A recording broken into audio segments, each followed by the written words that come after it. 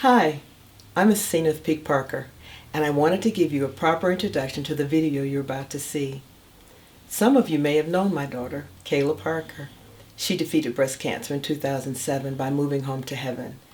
I rarely share our last moments together, but in order to set up this poem, I have to give you a few details. Because the cancer had metastasized to her brain, she had lost her sight.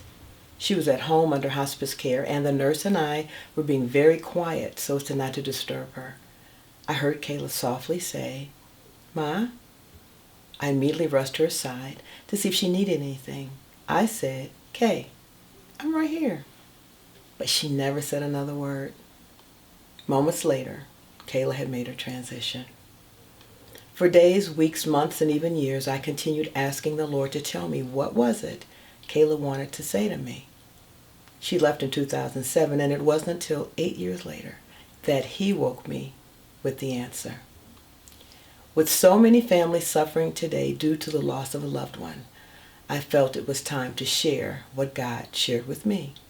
Since Kayla's passing, many people have passed away with everything from cancer to coronavirus.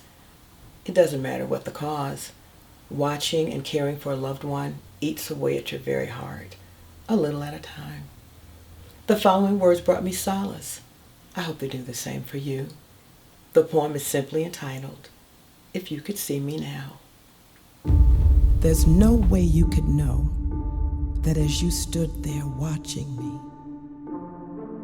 and I laid there in my anguish, in my pain and misery, that in reverence kneeling angels bowed their heads, for they could see that coming down from heaven stood the King of Glory.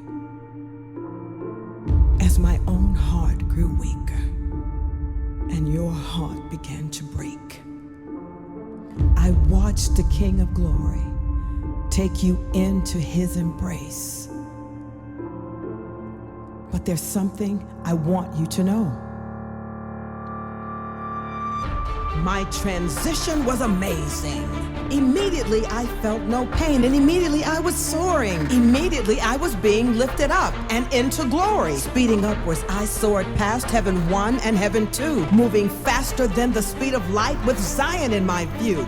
I saw familiar people running towards me, all with smiles. Ancestors I had yet to meet who made it through life's trials. The sounds of worship's waterfall cascaded just like thunder, and the mist of liquid worship hovered like a fog of wonder. And then He appeared. His brightness and His glory shone throughout eternity.